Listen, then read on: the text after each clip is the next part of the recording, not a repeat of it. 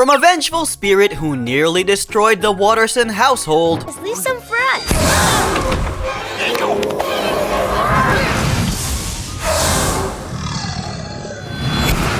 to a grudge-holding mailman trying to mess with Richard's life. Miss them and you'll have to drag your lazy line butt to the depot! You monster! You know how long the lines are at the depot?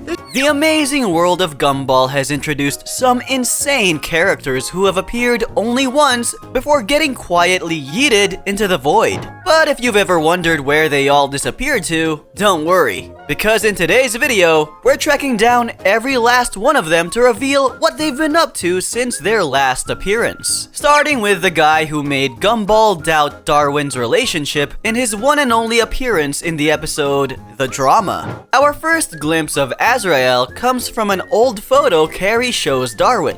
Yep, a snapshot of the guy she dated for a few decades. Nothing says complicated relationship history like casually dropping a centuries-long ex. Being the Boy Scout that he is, Darwin doesn't care much for this seemingly perfect ex. But before we could even process the information, Azrael shows up out of nowhere and it drives Gumball crazy. Azrael! So good to bump into you after all these years. I know, right? What have you been up to? The usual. Even though Darwin doesn't think much of the encounter, Gumball drags him on a full-blown wild goose chase to catch Azrael doing something that he's not supposed to do. But it all ends with a glorious faceplant, and we never see the ghost again. From his conversation with Carrie, we could tell that Azrael was a ghost who loved exploring. So it's safe to say he's out there somewhere haunting people. Next up, we have a character called Baby Cletus, and even though he looks like Patrick Fitzgerald, he's a completely different animal who only gets one appearance in the episode The Amadine. For Baby Cletus's one and only appearance in the series, he makes it his business to intimidate Gumball throughout Penny's family event. With Penny trying to give Gumball hell for siding with her father, who wanted her to be more traditional, things go from bad to worse when the family turns on Gumball for finally standing up for Penny.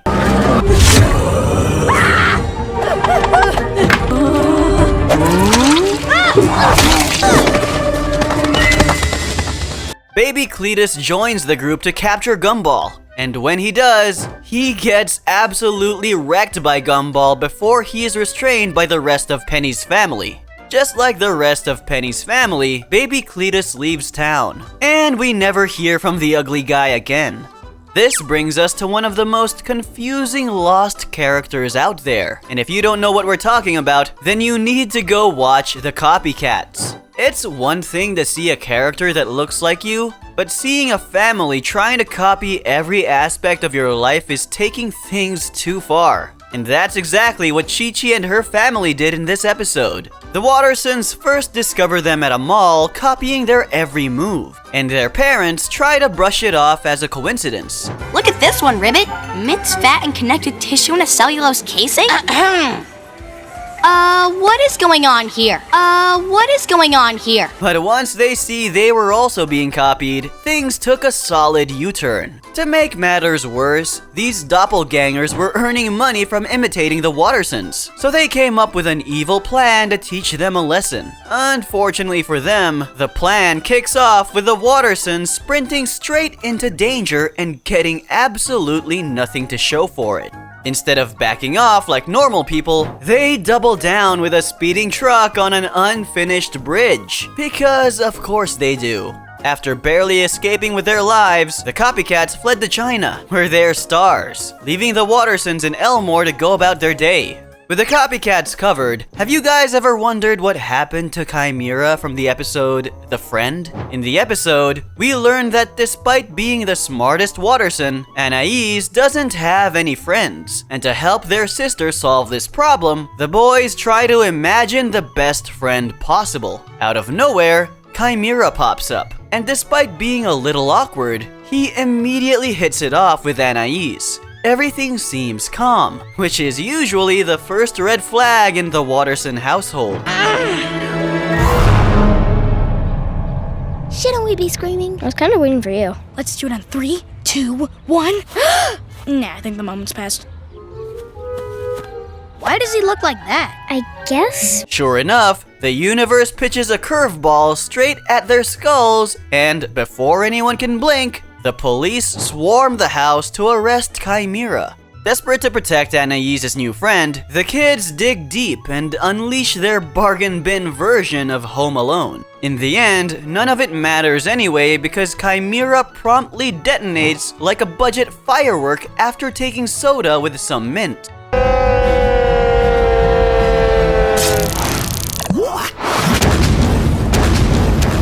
Luckily for Anais, it wasn't a real explosion, and Chimera swings back to say a final goodbye before going out into the world to make new friends. Next up, we have everyone's favorite siblings, Ethel and Bernie from the episode The Ad. After Richard ups and buys a horse with their savings, the Wattersons become so broke that they have to come up with a solution to avoid starvation. After a few stupid ideas, Anais finally mentions turning their home into an Airbnb, and this is where the goats come in. As suckers who fell for the ad, Ethel and Bernie Klein think they're in for a simple weekend at the Wattersons' home. But what they don't realize is that the Wattersons were hiding in the house all along. The Wattersons outwit the goats with a string of improvised genius that would make a con artist blush. But bedtime is where their luck finally taps out. I don't understand. The bed looks big enough, but it always feels like I'm pressing against you. Yeah, and it looks like there are more eyes than there should be in here. The goats discover them under the bed and collapse on the floor like fainting Victorian nobles. Convinced they've just scared their guests to death, Diane and Richard immediately shift into damage control mode. Their solution is staging an entire gallery of fake vacation photos so it looks like the goats had the time of their lives at the Watterson house. Despite how crazy it sounds, they almost got away with it, and the reason it failed was that none of them realized the goats were brother and sister. In the end, Ethel and Bernie return to their home in Glory, Minnesota, and we're sure we are never hearing from them again. Fainting goats aside, have you ever wondered what happened to Fuzzy? The episode, The BFF, quietly drops the bomb that this fluffy nobody was actually Gumball's first best friend. A revelation so devastating it nearly sent Darwin spiraling into emotional freefall. When we first see Fuzzy, he shows up unannounced, and Darwin's whole world goes up in flames. Darwin struggles to accept his brother's best friend and suspects him every step of the way, to the point he drives the fuzzy rascal away. Annoyed with his brother, Gumball chases after Fuzzy, but it turns out Fuzzy was a full-blown psycho this whole time. With no help in sight, Gumball's ready to surrender to the psychotic goofball. But Darwin crashes in like a discount action hero and saves his brother. Sleepover. Now, let's play. Darwin! What are you doing here? I knew there was something creepy going on with this guy, so I followed you. Okay, why'd you dig a hole though? Just as Fuzzy was about to ruin Darwin's life, a character named Hank came out of nowhere and straight up kidnapped him. If we're to guess what happened to Fuzzy, we'd like to believe he's probably in Minnesota with Hank. As crazy as Fuzzy was, he's nothing compared to the homewrecker Johnny Toucan, who shows up in the episode The Portrait. All Nicole wanted was a simple family portrait, but the universe had other plans. Granny JoJo barging in was bad enough, but the real chaos started when Nicole's parents showed up with Johnny Toucan and instantly turned the wholesome photo session into a full-blown disaster. Getting with Nicole's mom wasn't enough. Johnny also made it his life's work to annoy the hell out of Nicole's dad. Unfortunately for him, he gets manhandled by a group of police officers once Richard's dad escapes from his parole officer.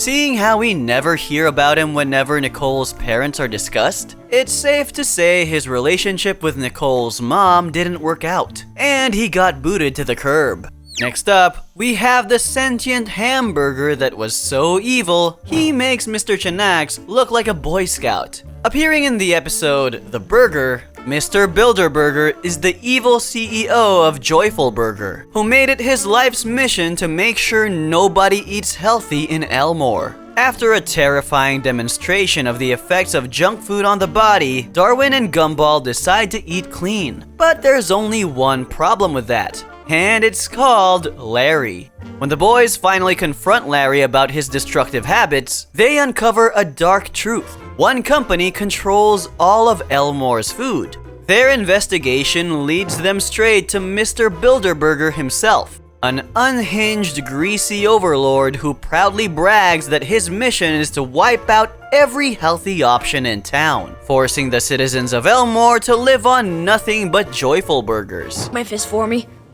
We want to know why you're poisoning everyone! We tried everything to eat healthy and look at us! I don't have to explain myself. I'm rich. But seeing as your children and your bone marrow might come in useful, I'll explain things in a way even poor, uneducated peasants could get. There was just one tiny flaw in his genius plan. Mr. Bilderberger was literally a burger, and the boys were starving. So before he could finish his evil monologue, Gumball and Darwin straight up ate him. So if you're still wondering what happened to Mr. Bilderberger, the answer is simple. He's currently being digested by two very satisfied children.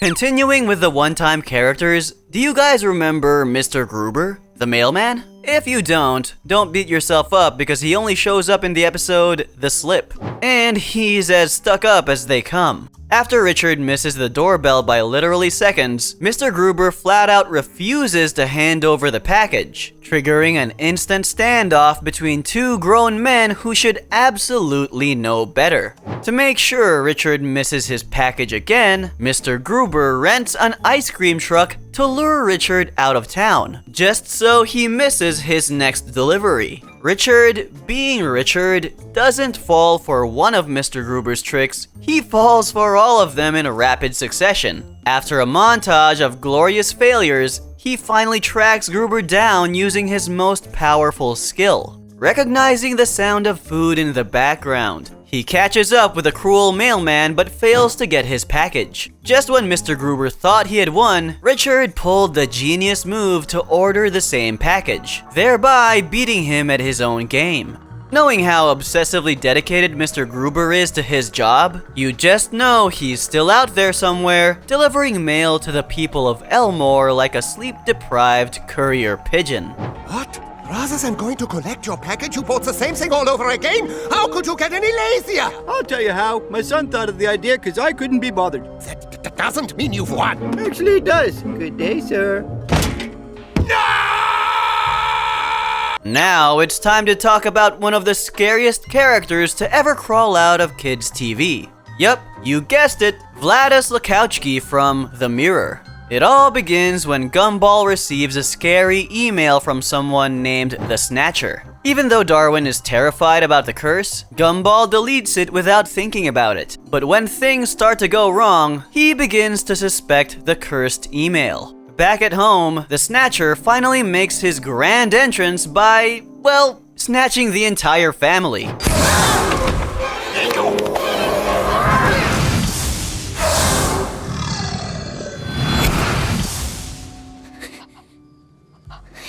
And just when it looks like curtains for everyone, Carrie bursts in with a spell book ready to save the day. It turns out the Snatcher is actually her father, and with the help of the spellbook, they manage to break the curse holding Vladis Lakowski hostage. Sure, he still dies and immediately responds as a ghost, but Carrie finally gets a real reunion with her dad.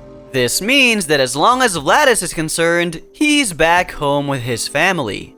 When it comes to showing off the wackiest lost characters you've ever seen, you can always count on the Amazing World of Gumball to deliver. But now you know what they're up to. So if you stuck around till the end of the video, make sure to subscribe to the channel, or we'll have Mr. Gruber delivering all your mail.